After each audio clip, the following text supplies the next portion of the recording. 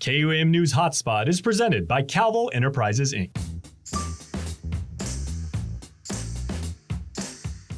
Hafa day, everyone, and welcome to The Hub. I'm Nestor LeConta. We are joined this week by Peter Barcinas, who is the Interim Associate Director of the UOG Cooperative Extension, and Dr. Roseanne Jones, who is the recently named Dean of the College of Business and Public Administration. Congratulations on that. Thank you. And, of course, a Professor of Economics at the University of Guam. And they're here to talk about the let's see what it is, the HEIS, which is the Household Income and Expenditure Survey. And let me start with you, Pete, to explain why, what it is that the survey is attempting to do. This is one of the challenges when we're not a state. If we were a state, this particular survey captures consumer expenditure information. So territories like Guam are, unfortunately left to figure out ways to fund how these surveys actually undertaken in Guam. So the purpose of the survey is to really capture information about consumer expenditure, track inflation concerns around how household standard of living are measured. And I think this is one of the challenges again for Guam is having this survey done every 5 years. And when that's not done, it creates some challenges on how numbers are to be interpreted. So officially, the role of the university is to partner with the government's Bureau of Stats and Plans to undertake the field enumeration of capturing the survey information through a random sample household. And today, the last survey that was done was 2005. And quite a while ago. Yeah, way overdue. So just for your information, the region is already undertaking their planning efforts to prepare for their version of the Household Income Expenditure Survey for 2026. So we're tracking kind of late on our part of administering this important survey, but we hope to try and use this as a baseline to continue this effort for this particular pricing surveys. Yeah. And Dr. Jones, this is important. Why? It is. This data. It's important for many reasons. It helps us understand our community better. It helps us understand the needs of the community. It helps us profile just where they're spending and what the cost is. We know that at this point in time, it's highly inflationary. Sure. And so we do need some plans and some opportunities to think about how we subsidize appropriately where we need to, look at the impact of need, and some of the highs feeds into the CPI, which is helping us assess the cost of living here.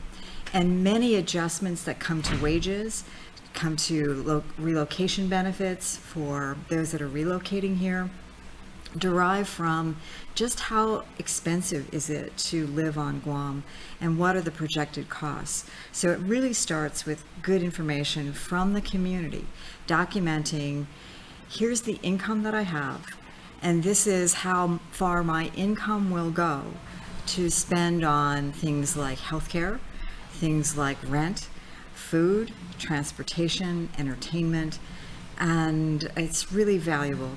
When Pete mentioned that the last HEIS was done in 2005, we recognize that our basket is not quite current, and the pricing model isn't current. We did not, back in 2005, it's hard to imagine, but we didn't have the streaming services that we have today. We don't have the cellular phone and reach that we have today. And so we're missing the currency of that basket. And so we need to hear from the community, just where are you spending your money, and what is it costing you, and what is the burden on our households on Guam, so that we can plan accordingly. Yeah. Before we dig deeper into the data, Pete, I wanted you to just maybe address kind of the mechanics of the actual survey, the participation of the mayors, for example. Yeah.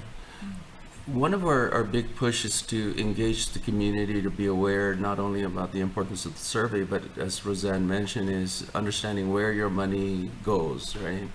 And really touching on a very sensitive issue for families is your financial planning, your financial literacy, understanding where you set priorities.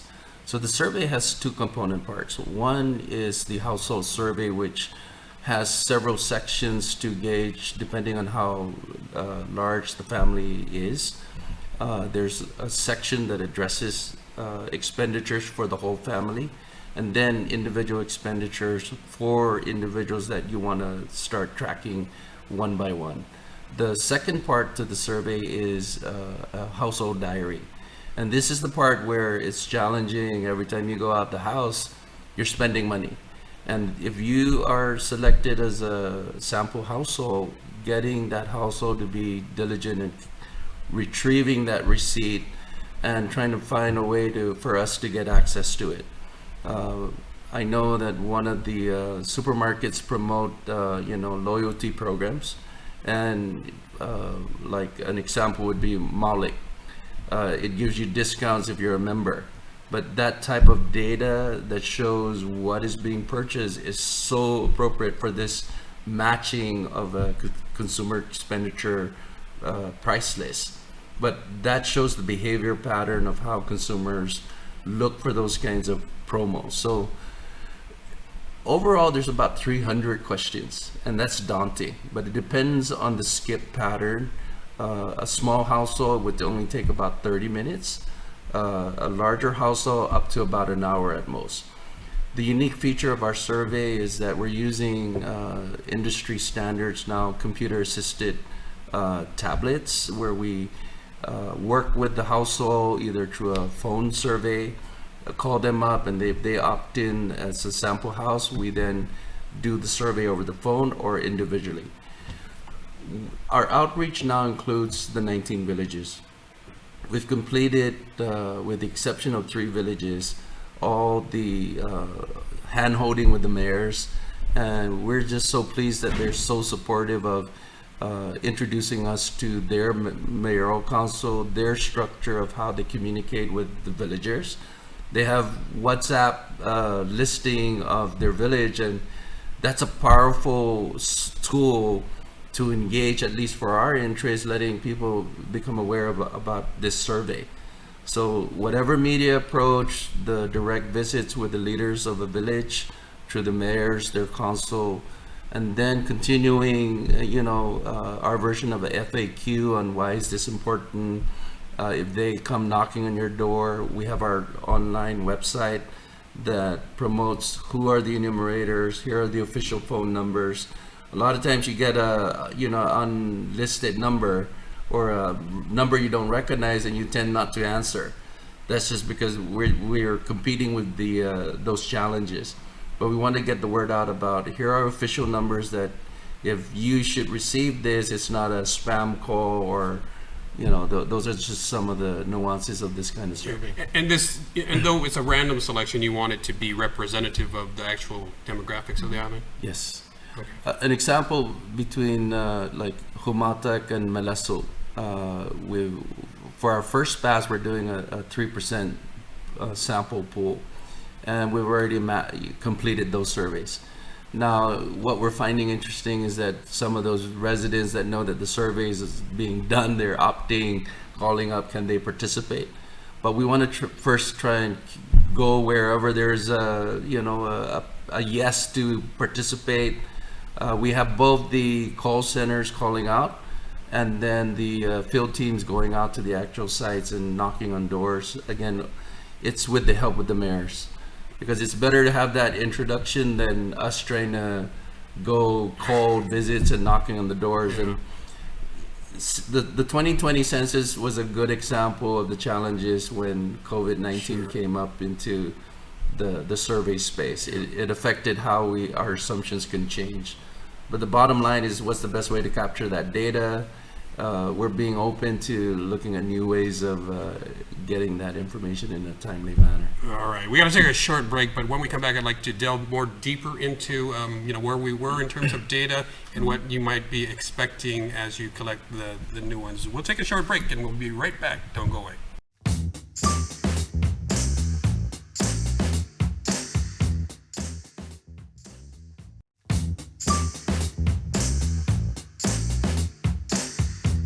Welcome back, everyone. And we're speaking with Peter Barcinas of the UOG Cooperative Extension and Dr. Roseanne Jones, who is the Dean of the College of Business and Public Administration. And we're talking about the HACE survey, about the household income. And we talked about how this data is important and the things, how it might have changed in the 15, 18 years since the last one.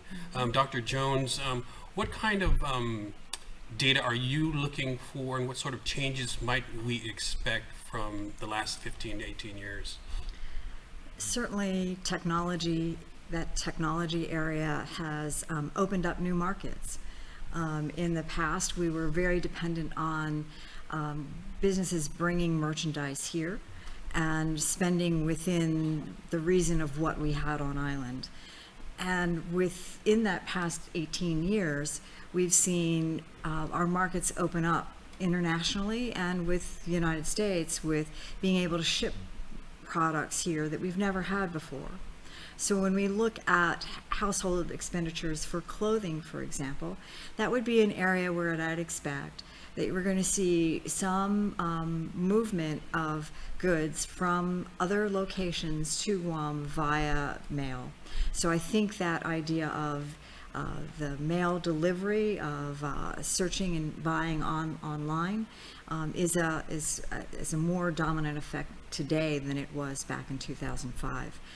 I also think that the ways in which families spend their time on Guam with their entertainment and their socialization may have changed.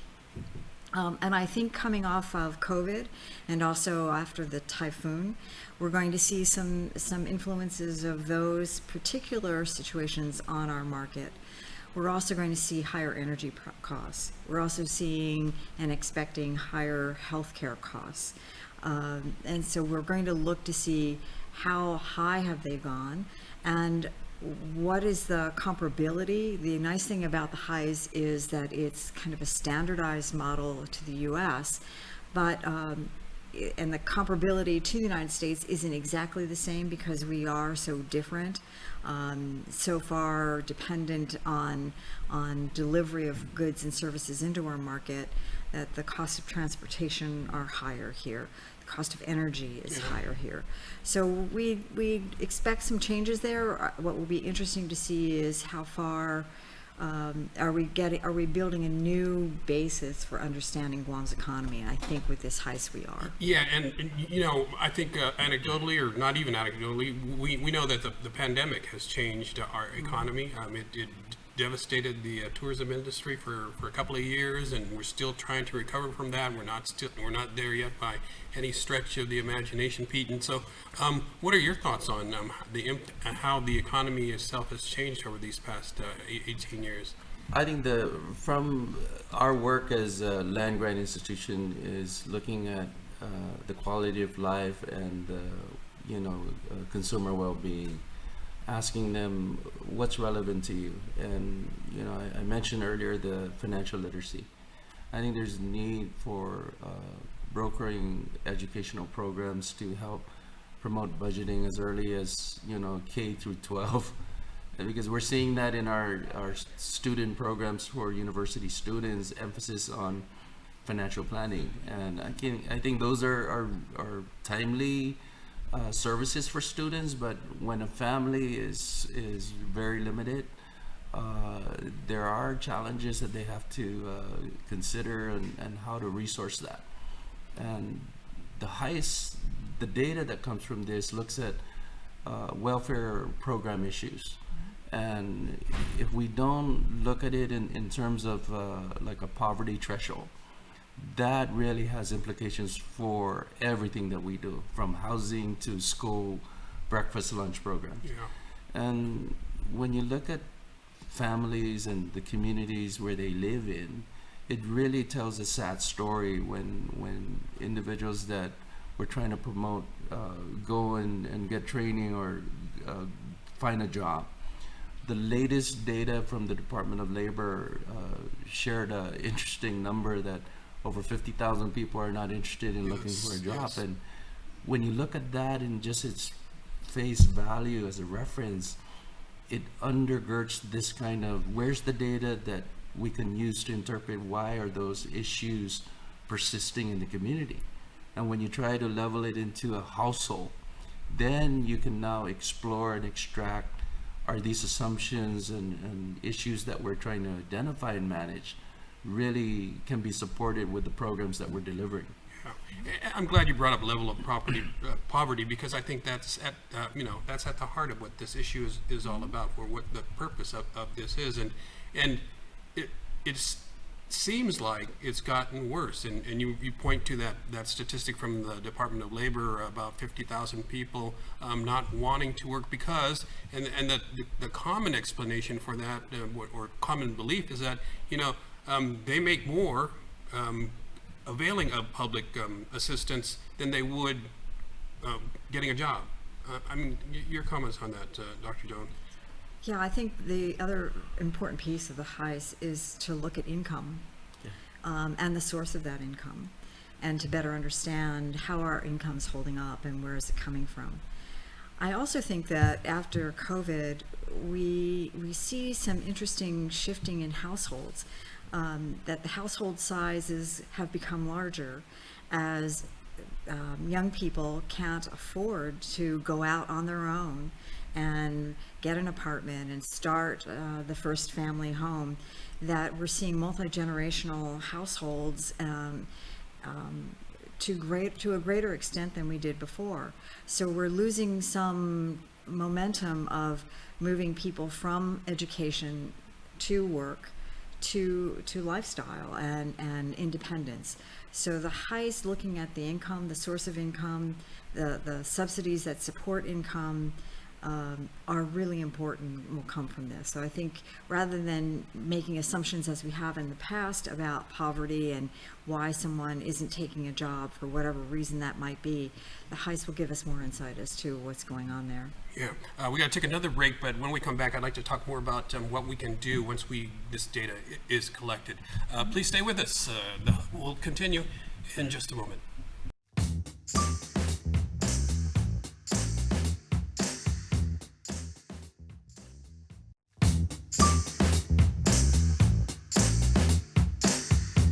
Welcome back to the Hub, everyone. I'm joined here by Peter Barcinas of the UOG Cooperative Extension, and Dr. Roseanne Jones, an economics professor and the Dean of the College of Business and Public Administration. We've been talking about this survey of household income and what its implications are. And we talked about how important this is into understanding where we are. I know a lot of people are saying that Guam, well, not a lot, everyone is saying that Guam is so expensive to live. And will this data be able to help us address those issues? Because another issue too that has come up is that a lot of people are leaving Guam because of the cost of living. Let me start with you, Pete. Your thoughts. That's a big question, Nestor. I think the important priority is having access to quality information and data, specifically like this particular survey. At any given time, government is involved in big surveys for grants for different projects. I think for once, this opportunity to really bring light to the importance of cost of living. It's been there. We've held it in a very casual way. The funding shouldn't just be coming from a federal grant. It should be an emphasis on, is this important to our community? And from what we just discussed, we can show all the justification for why big data is crucial, and having it in a timely fashion is just as important.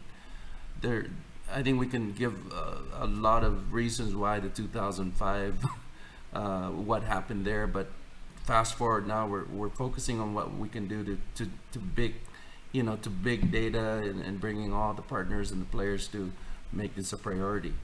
So when people decide to up their quality of life, it could be investment in training, it could be going to school, or doing all those that allows them to manage their resources locally.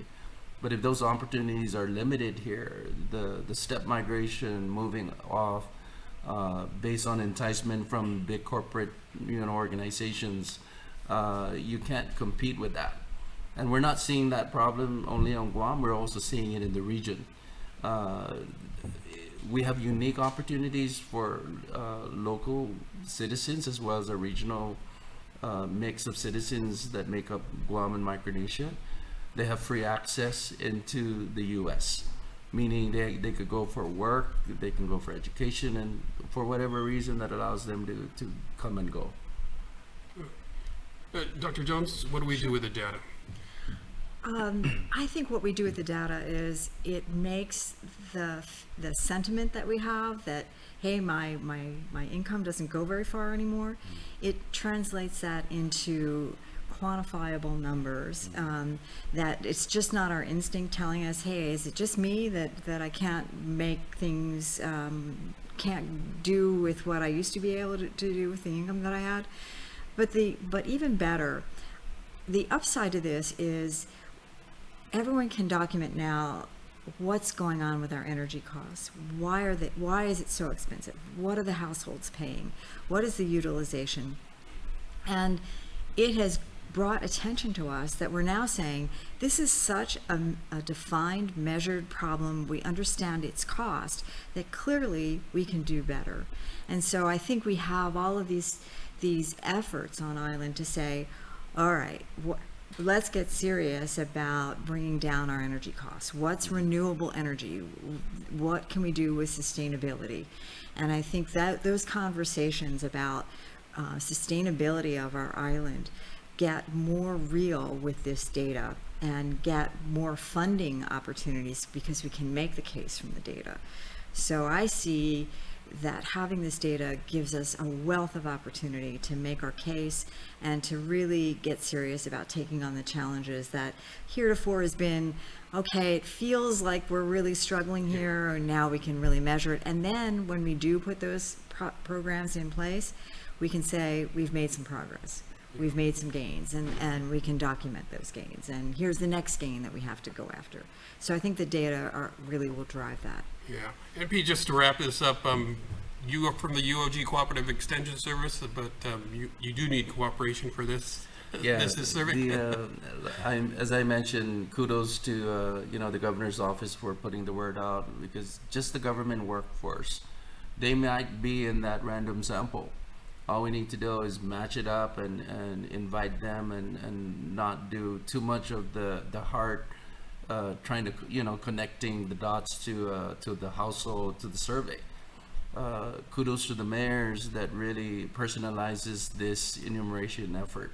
Without them, they know their village more than our enumerators that are green with being trained how to do the survey. But once we make it a personalized approach, I think people are more receptive to this government effort for surveys. It's one of the most complicated, difficult surveys to undertake. But I think the value and the return of having current information can go a long way in terms of policy calls on how we address big fiscal issue challenges that the government has to make. So it's timely, and I think we're headed in that direction. Absolutely. So there you go.